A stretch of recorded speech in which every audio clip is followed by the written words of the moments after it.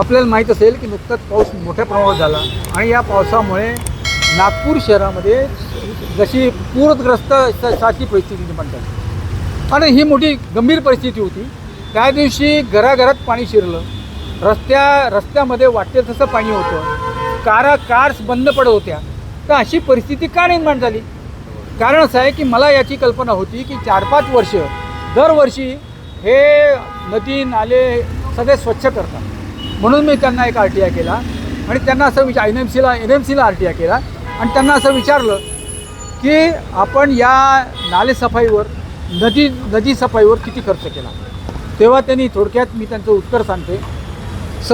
त्यांनी हे 2022 ते 25/5/2026 या काळामध्ये जवळपास 17,92,00,000 एवढा खर्च केलेला आहे आणि 8 कोटी हा मशीनवर करण्याचा, मशीन जो त्यांनी भाड्याने घेतलं होतं त्याच्यावर केलेला आहे आणि इंधनावरचा जो खर्च आहे हा 1,62,00,000 आहे. एवढा खर्च केल्यानंतर प्रश्न हाच उभा राहतो की एवढा स्वच्छता अभियान राबवल्यानंतर एवढं पाणी का जमा झालं.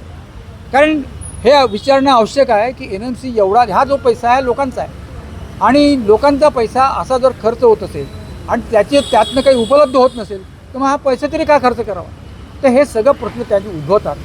म्हणून मला NMCला असं सांगायचं आहे की तुम्ही वारंवार पैसे खर्च करता, सांगता की आमचे नाले आम्ही साफ केले आहेत, परंतु याचा अभ्यास करावा आणि असं होणार नाही यासाठी जरूर प्रयत्न करावे, काहीतरी नवीन टेक्निक वापरावे. मुख्यमंत्री म्हणतात एका दिवसात एवढा पाऊस झालेला आहे त्यामुळे पूर परिस्थिती झालेली आहे. एका दिवसात पाऊस जरी झाला तरीसुद्धा नदी नाले जे आहेत यांना पाणी जायला जो मार्ग लागतो तो उपलब्ध नव्हता.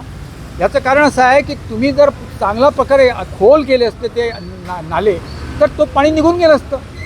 याशिवाय सिमेंट रस्ते जे केले आहेत ते हाईटवर केलेले आहेत आणि घरं खाली आहेत.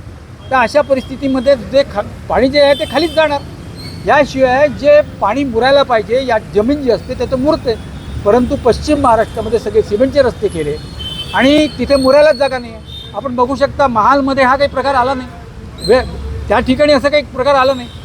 तर थोडक्यात काय की कुठेतरी गडबड आहे, यात काही शंका नाही. म्हणून याकडे लक्ष द्यायला पाहिजे असं मी म्हणतो.